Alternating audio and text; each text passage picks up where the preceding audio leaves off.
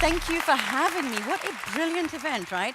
Even as we're becoming more digital, digital technologies themselves are actually starting to become more human-like, engineering our needs in the core of how they're built. You've even got people called distraction theorists, I kid you not, whose job it is to work with behavioral experts and neuroscience experts to figure out how we maintain our sanity in all this on and offline noise. You've got to start thinking about predicting and preempting consumer desire rather than just fulfilling it. But this is great news, because some of the stuff I'll show you today will help do that. We need to, as organizations, both for our workforce as well as for our end consumer, we need to use tech creatively to get the reaction we want. Will we get to a stage where the algorithm will overtake the intelligence of its human creator? I don't think we're there yet, and I'm quite a positive, optimistic futurist, so I don't think that's where we're headed. It's right from hyper-personalized medicine, right, that works with your genetic code to deliver treatment personalized to you, to some of the AI I'll show you that actually creates an experience for each of us that's completely unique to you and I. So you and you and you will not have the same experience of that customer service transaction.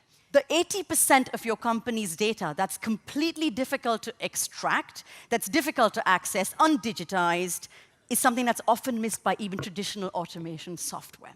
So what this would do is learn from how you work, structure the unstructured content, make sense of it for you, and most importantly, find correlations between that information that we might not spot. With all of this, the next wave is mixed reality, which will use completely different combinations of this to create brand experiences, both for you guys, in terms of what you should expect as consumers from retailers that are targeting you, but also drives tremendous business value. But all of this is still just visual and auditory. What it's missing is the sense of touch until now. What's being developed as we speak is recreating the sense of feeling in a digital world. So let's talk very quickly about digital identity.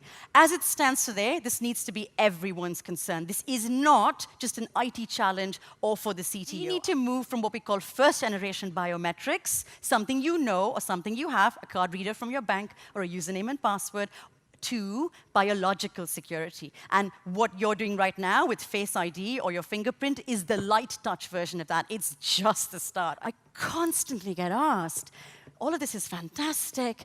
What are some of the jobs of the future? How am I going to stay relevant and future-proof? An ethicist, very important, right? Someone who thinks about things like the legal entity and rights of robots or algorithms, or indeed a couple of other controversial advances. And I think we will need a new type of CTO, a chief trust officer, who's responsible for establishing that connection between stakeholders to build trust in organizations and governments and be that interface. Ultimately, though, in all of this, we want to get to a future that just works, right? We want it to be inclusive. We want it to work for ourselves and the next generation and our legacies, where what technology does is fulfills what I call the 3 Cs. Is it a catalyst? Is it a connector? Is it a conduit? Can it actually go the distance? And I think you guys have everything to play for. We're so well placed today, and I'm so excited about where we're going. Thank you so much for listening.